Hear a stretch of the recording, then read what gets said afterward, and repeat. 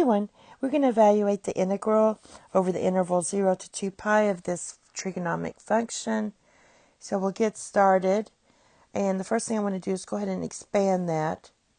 So we're going to have, write this out and expand this. This is your a minus b squared. So just expand that. And you're going to get 4 minus 4, because remember this is a squared minus 2ab plus b squared. So it's going to be 4 sine of theta plus sine squared theta d theta.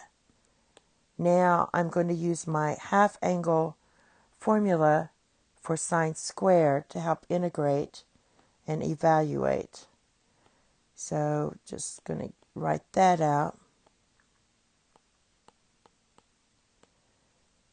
Plus 1/2 1 minus cosine 2 theta. Now when you distribute here, you're going to get a 1/2.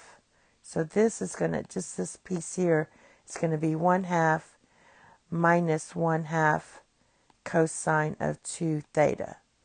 So what I want to do on this next step, save some room, is add my 1/2 to my 4. So when you add those two together, you're going to get 9/2, because this would change to 8 over 2. So that gives you 9/2, and that takes care of this piece. And then we have minus 4 sine of theta minus 1/2 cosine of 2 theta d theta. So once you have that, we can finally integrate. So let's start with that. See if I have some room here. Let's go ahead and integrate. So at this stage, we're going to have 9/2 theta, and the antiderivative of that is negative cosine. So I'm going to write plus 4 cosine of theta. And then remember with this 2, you're going to have to multiply it by 1/2. And then you're going to get sine 2 theta d, or not d theta, but we're going to evaluate it from 0 to pi divided by 2. So let's write it out again. Simplified, we have 9 divided by 2 theta plus 4 cosine of theta minus 1/4 sine 2 theta, and we're evaluating from 0 to pi divided by 2. So let's plug everything in.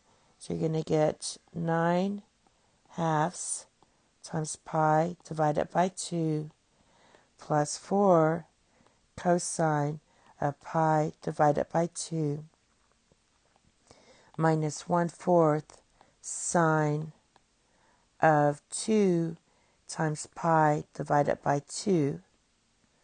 So there's that piece. Then we're going to do minus the 0. So that would be 9/2 times 0 plus 4